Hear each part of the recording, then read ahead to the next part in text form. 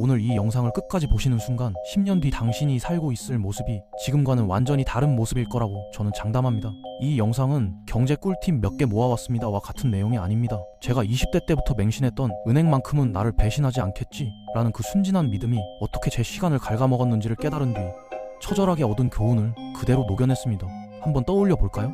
우리가 예전에는 5,000원이면 한 끼 든든하게 해결됐는데 이젠 그 돈이면 편의점 도시락 코너 앞에서 이 정도면 저렴한 편이지 하고 스스로를 설득해야 하는 시대가 됐습니다. 2025년 현재 정기예금 금리가 아무리 높아도 연 2%대 후반입니다. 하지만 작년 물가 상승률은 2% 초반이었습니다. 이게 의미하는 바가 뭔지 한번 곱씹어 보셔야 합니다. 우리는 원금 보장이라는 말에 안심하면서도 실제로는 물가가 올라가는 속도를 간신히 따라가거나 조금씩 뒤처지고 있다는 뜻입니다. 은행이 위험하다는 이야기가 아니라 그냥 넣어두는 것만으로는 더 이상 우리를 지켜주지 못하는 시대가 왔다는 현실을 직시하자는 거죠. 그래서 사람들은 주식 투자를 떠올립니다. 하지만 막상 하려 하면 기업 실적표, 재무제표, 차트, 뉴스, 당장 내일 아침에 주가가 반토막 날 것 같은 불안감이 머릿속을 꽉 채웁니다. 내가 이걸 제대로 공부해서 할 수 있을까? 라는 두려움이 먼저 올라오죠. 저도 똑같았습니다. 그런데 만약 이런 생각이 드신다면 어떨까요? 나는 복잡 공부는 잘 모르겠고 회의실에서 숫자 들여다보며 사는 사람도 아니고 그래도 내 돈이 물가보다 빠르게 자라게 하는 최대한 단순하고 검증된 방법은 없을까? 오늘 제가 딱 그 한 가지 길을 최대한 쉽게 씹어서 설명해 드리려고 합니다. 이 영상을 다 보시고 나면 내가 최소한 이 정도는 지금부터 바로 해두면 되겠구나 하는 감각이 분명히 생기실 겁니다. 제가 말씀드릴 그 한 가지 방법의 이름은 S&P 500입니다. 처음 들으면 이름부 좀 딱딱합니다. 알파벳에 숫자까지 섞여 있으니까요. 벌써부터 머리 아픈데 싶으실 수 있어요. 딱 1분만 투자해보세요. 제가 이걸 아주 다른 언어로 바꿔드릴게요. S&P 500을 이렇게 생각하시면 됩니다. 미국이라는 거대한 리그에서 가장 꾸준하게 성적을 내고 있는 주전 선수들 500명을 뽑아서 만든 최정예 대표팀. 미국 주식시장에는 수천 개의 회사가 상장되어 있습니다. 그 중에서 규모, 수익성, 안정성 등을 기준으로 진짜 이 나라 경제를 이끌고 있는 핵심 선수들만 500개 골라 한 팀으로 묶어놓은 게 바로 S&P 500입니다. 그 팀 안에는 우리가 매일 마주치는 이름들이 잔뜩 들어있습니다. 아침에 알람 끌 때 손에 쥐고 있는 스마트폰을 만든 기업, 검색할 때마다 쓰는 포털과 동영상 플랫폼 회사, 하루 종일 들락날락하는 SNS 앱을 운영하는 회사들, 퇴근하고 먹는 배달 앱, 우리가 마시는 음료, 사용하는 카드 회사까지. 즉, 우리가 하루를 보내며 자연스럽게 돈을 쓰는 거의 모든 순간에 S&P 500 안에 있는 기업들에게 매출이 들어갑니다. 우리 삶의 배경에 깔려있는 필수 인프라 같은 회사들이 모여있는 팀이라고 보셔도 무방합니다. 그리고 지수라는 건 이 팀의 평균 성적표라고 생각하시면 됩니다. 500개 기업의 평균 주가가 올라가면 지수도 올라가고 내리면 지수도 내려가는 아주 단순한 구조죠. 여기서 중요한 사실 하나만 짚고 갈게요. 500개 기업이 미국 전체 주식시장 시가총액에서 차지하는 비중은 약 80% 안팎입니다. 다시 말해 이 대표팀의 성적이 곧 미국 경제의 성적표라고 해도 과장이 아니라는 겁니다. 자, 이제 개념은 어느 정도 들어오셨을 겁니다. 이쯤 되면 이런 생각이 드실 수 있어요. 그래도 이 정도면 그냥 상식적인 이 아닌가? 정말 이게 그렇게까지 특별한 방법이야? 그래서 저는 항상 한 사람의 이름을 같이 언급합니다. 살아있는 투자 역사 자체라고 불리는 인물, 바로 워렌 버핏입니다. 버핏은 평생 수많은 회사를 분석하고 전 세계에서 가장 유명한 투자 회사 중 하나를 이끌면서 이 회사를 살까 말까를 가지고 매일 싸워온 사람입니다. 그런데 이 사람이 본인이 세상을 떠난 뒤 아내에게 물려줄 자산을 어떻게 관리하라고 말했는지 아시나요? 현금의 10%는 단기 국채에 두고 나머지 90%는 S&P 500 인덱스 펀드에 넣어라. 평생 어떤 회사를 살지 고민해서 부를 쌓은 사람이 정작 가장 사랑하는 사람에게는 복잡하게 고르지 말고 그 나라를 대표하는 500개 회사 전체에 그냥 같이 타라라고 한 겁니다. 왜 이런 결론을 내렸을까요? 버핏은 말로만 이 이야기를 하지 않았습니다. 직접 시장과의 장기 승부를 통해 이 생각을 증명해 보였습니다. 몇 년 전 버핏은 월스트리트에 네로라 하는 펀드 매니저들에게 제안을 합니다. 당신들이 골라 담은 펀드 묶음과 아무것도 고르지 않고 단순히 S&P 500을 추종하는 인덱스 펀드 중 10년 뒤 누가 더 높은 수익을 낼지 $100만 걸고 내기해보자. 전문가들은 자신만만하게 받아들였습니다. 높은 수수료를 받으며 우리가 시장보다 잘할 수 있다고 말해온 사람들이니까요. 10년이 지났습니다. 결과는 어떻게 되었을까요? 전문가들이 치열하게 종목을 사고팔며 관리한 펀드 묶음의 연평균 수익률은 기껏해야 은행 예금 금리에 조금 더 붙은 수준에 머물렀습니다. 반면 그냥 S&P 500을 추종하기만 했던 인덱스 펀드는 그보다 몇 배나 높은 연평균 수익률을 기록했습니다. 이 내기가 우리에게 던지는 메시지는 명확합니다.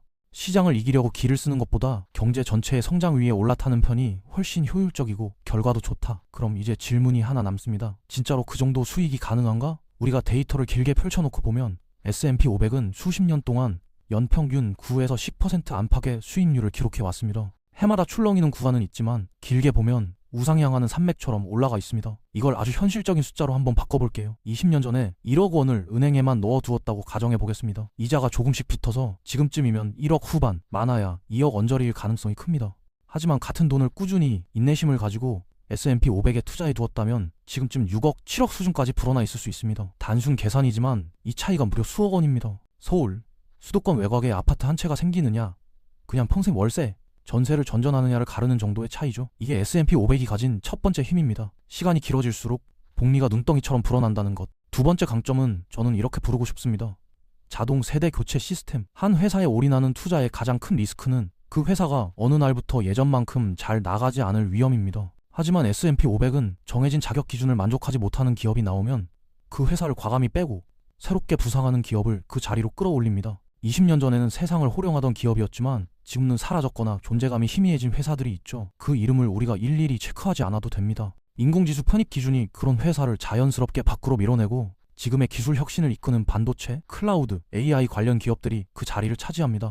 우리는 그저 대표팀 전체만 가지고 있으면 됩니다. 어느 선수가 체력이 떨어지면 코치가 교체해주는 것처럼요. 세 번째, 분산 효과입니다. 한 회사가 잘못되면 그 회사 주가가 50% 빠질 수도 있습니다. 하지만 500개 기업으로 쪼개진 돈 중 그 회사가 차지하는 비중은 매우 작습니다. 어느 한 곳이 삐끗하더라도 다른 산업과 기업들이 전체를 떠받치는 구조이기 때문에 개별 종목 투자보다 심리적으로 훨씬 편안해집니다. 네 번째, 진입 장벽이 낮다는 점입니다. 애플, 마이크로소프트 같은 개별 주식을 한 주씩만 사도 꽤 큰 돈이 필요합니다. 하지만 국내 시장에 상장된 S&P 500 ETF는 한 주에 몇만 원 수준에서 시작할 수 있습니다. 학생, 사회초년생, 프리랜서 누구든 이번 달 작은 여윳돈으로도 세계 최고 기업들의 주주가 될 수 있는 구조인 거죠. 마지막 다섯 번째, 수수료가 매우 낮다는 겁니다. 우리가 잘 골라드릴게요 라는 액티브 펀드들은 수수료를 1% 이상 가져가는 경우가 많습니다. 겉으로는 별로 커 보이지 않지만 이 1%가 20년, 30년 누적되면 수익의 상당 부분을 잠식합니다. 반면 SP500을 단순 추종하는 ETF들은 운용 보수가 0.0 몇 % 수준인 곳도 많습니다. 우리가 벌어들인 수익을 가능한 한 많이 우리 쪽에 남겨두는 구조인 거죠. 여기까지 들으셨다면 그래 S&P 500이 좋다는 건 알겠다. 그럼 이제 구체적으로 뭘 사야 하는 건데? 라는 질문이 생길 겁니다. 증권사 앱을 열고 S&P 500을 검색하면 국내 ETF, 해외 ETF, 영어 코드, 숫자들이 줄줄이 쏟아져 나옵니다. 이때부터 머리가 지끈거리기 시작하죠. 이 부분을 저는 이렇게 설명드립니다. S&P 500이라는 건 미국이라는 도시를 한 바퀴 도는 대표 순환버스 노선 같은 겁니다. 노선 자체는 하나입니다. 그런데 이 노선을 운행하는 회사가 여러 군데인 거죠. 국내에서는 미래에셋, 삼성자산운 같은 회사가 우리도 S&P 500 버스를 굴립니다 라고 말하면서 각자 약간씩 다른 이름을 붙입니다. 해외로 가면 벤가드, 블랙록, 스테이트 스트리트 같은 거대한 글로벌 운용사들이 똑같은 노선에 자신들만의 버스를 운영합니다. 노선이 같으면 결국 어느 버스를 타든 도는 길은 거의 같습니다. 정류장 순서와 전체 경로는 동일하고 버스 외관 색깔이나 좌석 디자인, 버스 회사 로고 정도만 다른 셈입니다. ETF도 똑같습니다. 이름이 조금씩 다르고 운용사 로고가 달라도 동일한 S&P 500 지수를 추종하는 상품들의 장기적인 움직임은 거의 완전히 겹칩니다. 어떤 코드를 사야 하냐고 불안해하시기보다 일단 이 노선에 올라타는 게 먼저다 라고 생각하시면 마음이 훨씬 편해집니다. 그럼 이제 마지막으로 남은 큰 고민이 하나 있습니다. 국내에 상장된 S&P 500 ETF를 살 것인가? 달러를 환전해서 미국 시장에 상장된 ETF를 직접 살 것인가? 이 문제를 풀기 위해서 저는 세 가지 기준으로 항상 정리합니다. 첫 번째, 편리함. 두 번째, 수수료. 세 번째, 세금과 절세 전략. 편리함만 놓고 보면 국내 상장 ETF가 압도적으로 편합니다. 우리가 매일 쓰는 증권사 앱에서 원화로 주식 사듯 주문하면 끝입니다. 장시간도 우리 기준으로 낮 시간대라 굳이 새벽에 알람 맞춰서 볼 필요가 없습니다. 반대로 해외 상장 ETF를 직접 사려면 원화를 달러로 환전해야 하고 환전 수수료를 신경 써야 합니다. 또 미국장이 열리는 밤 시간대에 거래해야 하죠. 운용 보수만 놓고 보면 원조격에 해당하는 미국 ETF들이 국내보다 아주 조금 더 저렴한 경우가 많습니다. 1억을 투자한다고 가정했을 때 연간 몇만 원 정도 차이가 날 수 있습니다. 이건 장기적으로 보면 무시할 수 없는 요소지만 편리함과 절세라는 큰 축과 비교하면 상대적으로 비중이 작은 축이라고 보셔도 됩니다. 진짜 승부는 사실 세금에서 갈립니다. 우리가 투자로 얼마를 벌었는지가 중요한 것 같지만 실제로는 얼마를 남겼는가가 훨씬 더 중요합니다. 은근슬쩍 빠져나가는 세금이 1년, 2년은 별거 아닌 것처럼 보여도 10년, 20년 쌓이면 생각보다 큰 차이를 만들기 때문입니다. 그래서 국가가 만들어 놓은 특별한 통장을 잘 활용하는 게 정말 중요합니다. 그게 바로 ISA 계좌와 연금저축 계좌입니다. 이름만 보면 어렵죠? 그런데 간단히 말하면 같은 돈을 벌어도 세금을 덜 내게 해주는 통장이라고 생각하시면 됩니다. 예를 들어보겠습니다. ISA 계좌 안에서 S&P 500 ETF를 샀다고 하고 1년 동안 500만 원의 수익이 났다고 가정해 보겠습니다. 보통 우리가 사용하는 일반 증권 계좌에서 이런 수익이 나면 약 15.4%의 세금을 냅니다. 즉 500만 원 벌었으면 약 77원을 세금으로 내는 거죠. 그런데 ISA 계좌는 계산 방식이 완전히 다릅니다. ISA 안에서 벌어들인 수익 중 200만 원까지는 세금을 아예 0원 내도 됩니다. 그리고 그 200만 원을 넘어가는 금액만 아주 낮은 세율로 계산합니다. 여기서는 300만 원이 남는데 이 부분에 9.9% 정도만 적용하면 됩니다. 그래서 내야 할 세금이 뚝 떨어버리는 거죠. 같은 돈을 벌어도 통장 동료 하나로 이렇게 차이가 납니다. 연금저축 계좌는 성격이 조금 다릅니다. 이건 약간 미래를 준비하는 사람에게 국가가 지금 보너스를 주는 통장이라고 할 수 있어요. 연금저축은 나중에 연금을 받을 때 세금을 내는 구조인데 중요한 건 지금 당장 돈을 넣을 때 혜택을 준다는 겁니다. 연금저축 계좌에 돈을 넣으면 그 넣은 금액에서 일정 부분을 연말정산 때 바로 돌려줍니다. 마치 캐시백처럼요. 국가가 나중에 힘들지 않게 지금부터 조금씩 준비해라 라고 응원하는 시스템이라고 보셔도 됩니다. 반대로 해외 시장에 상장된 ETF를 직접 사는 경우에는 이런 ISA나 연금저축의 혜택을 사용하기가 어렵습니다. 대신 해외 ETF는 아주 단순한 규칙을 따릅니다. 1년에 해외 주식으로 번 돈이 250만 원까지는 세금이 아예 없습니다. 그런데 그 250만 원을 넘는 순간부터는 초과분에 대해 22% 세금이 붙습니다. 그래서 큰 금액으로 투자하거나 장기적으로 수익이 크게 날 가능성이 높은 분들은 이 규칙을 잘 계산해야 합니다. 여기서 중요한 건 어느 쪽이 절대적으로 더 좋다가 아니라 내 상황에 맞게 선택해야 한다는 겁니다. 그래서 저는 보통 이렇게 정리합니다. 투자를 이제 막 시작하는 단계다.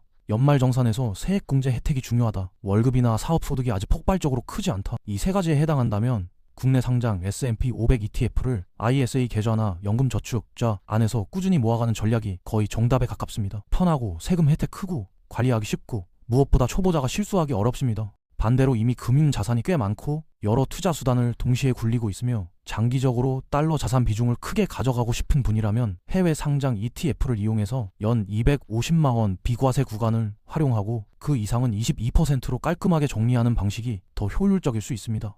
본인이 직접 운전대를 잡고 투자를 관리하는 데 익숙한 분들이라면 이런 선택이 나쁘지 않습니다. 이제 여기까지 들으셨다면 어느 쪽이 현재의 나에게 맞는 선택인지 대략적인 느낌이 잡히셨을 겁니다. 결국 마지막 문제는 단 하나입니다. 지금 머릿속에 들어온 이 정보들을 좋은 이야기였다 해서 끝낼지 아니면 오늘을 기점으로 실제 숫자를 바꿔나갈지 그리고 솔직히 거창한 금액이 필요하지도 않습니다. 오늘 배달앱을 한 번 덜 켜고 택시 대신 대중교통을 한 번 더 타서 아낀 그 돈 2만 원이든 3만 원이든 상관없습니다. 그 작은 액수를 ISA 계좌나 연금저축 계좌 안에 있는 S&P 500 ETF로 옮겨보는 것. 그게 10년 뒤 내가 어떤 표정을 짓고 이 영상을 다시 떠올릴지 결정짓는 갈림길이 될 수 있습니다. 지금 이 순간 영상을 끄고 아무 일도 없던 것처럼 살아도 됩니다. 하지만 그러면 내년 이맘때 당신의 통장 잔액은 오늘과 거의 똑같을 가능성이 큽니다. 반대로 오늘 아주 작더라도 첫 주문을 넣는다면 10년 뒤에 당신은 분명 이렇게 말할 겁니다. 그때 귀찮았지만 그냥 한번 눌러본 그 클릭 하나가 내 인생의 흐름을 바꿔놓았구나. 이 영상 보고 ISA 계좌를 열고 연금저축 계좌를 정리하고 S&P 500이라는 대표팀과 같은 편이 되기로 결심한 분들 정말 잘 선택하셨습니다. 오늘의 이 작은 결심이 당신의 시간과 돈을 완전히 다른 궤도로 옮겨놓는 스위치가 되기를 진심으로 바랍니다.